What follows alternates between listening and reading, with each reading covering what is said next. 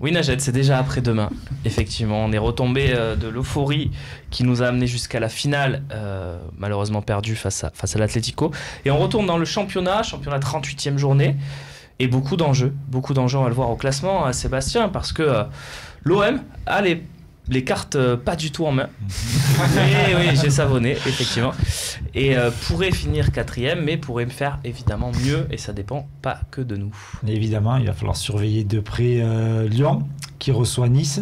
Donc leur stade est décoré aux couleurs olympiennes, puisqu'on a vu que les supporters marseillais avaient collé un nombre d'autocollants de partout. Donc on espère que ça portera chance. Et en effet, il faudra. Alors Monaco, ça paraît bien plus compliqué, puisqu'il faudrait que Monaco perde. Sur un gros score, inversement que l'OM s'impose sur un gros score aussi. Donc on surveillera de près le multiplex et ce match entre Lyon et Nice. Non, qu'est-ce qu'il y a, Najed?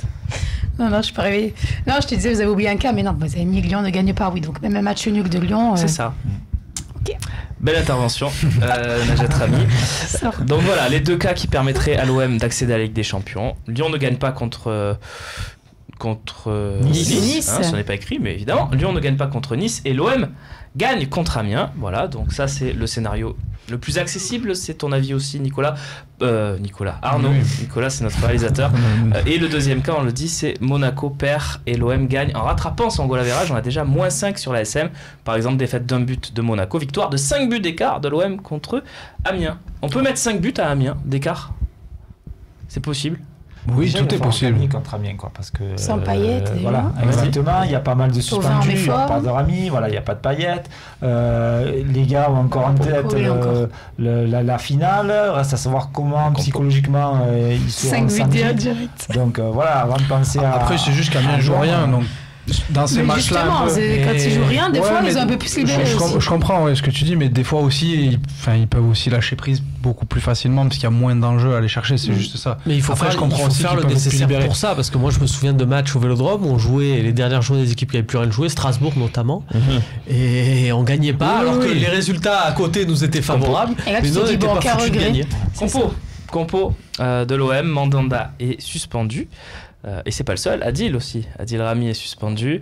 Il y a toujours la blessure de Payet, évidemment. Voilà, beaucoup d'absents pour l'OM, j'en oublie peut-être même. Il y a toujours les incertains, Rolando. Bon, Mitroglou est rentré, donc on le considère comme possible titulaire, même si ça va peut-être être un peu juste, non, Arnaud, pour Mitroglou? Qu'est-ce que t'en penses?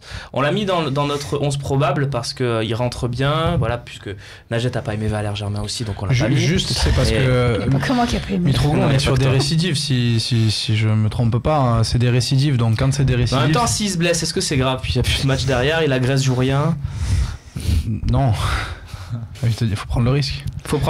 Ouais, il pourra peut-être pas faire tout ce qu'il veut en vacances. Tu fais rentrer LG, dans l'oreillette. Ouais. On n'a pas parlé de sa frappe d'ailleurs. Allez, fais-toi on verra dans les questions-réponses, il y aura certainement quelque chose. Juste les latéraux, on a l'embarras du choix. C'est l'un des seuls postes où on a vraiment un choix. Sébastien, qu'est-ce que tu fais? On a Sarr, Amavi et Sakai.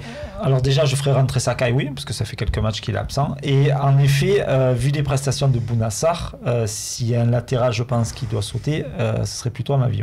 Vous êtes tous d'accord? Je suis d'accord avec ça. Amavi depuis son retour de blessure. Exactement. Camara ou Rolando? On voit l'interrogation sur l'écran. Romain? Pourquoi pas finir avec Rolando ça lui offre un jubilé. Voilà, si tu me garantis que c'est son dernier match à l'OM, pour pas faire. Je veux pas m'acharner, c'est juste que il faudrait pas faire l'erreur de le prolonger, c'est tout. C'est mon avis. Ça n'est pas de l'acharnement, précise. Voilà, mais par contre, oui, après. Tu le dis à tous les talks, mais c'est pas de l'acharnement. Non, mais après, je pense que c'est une question de dynamique et que quand tu trouves l'autre, c'est pas pour rien que Luis Gustavo est redescendu derrière. Dernière question, Arnaud. Zambo ou Anguissa? Ah non, c'est le même joueur, pardon. On peut pas réussir toutes ces blagues. J'ai vu ça. Bref, on passe aux questions-réponses. Allez, c'est parti.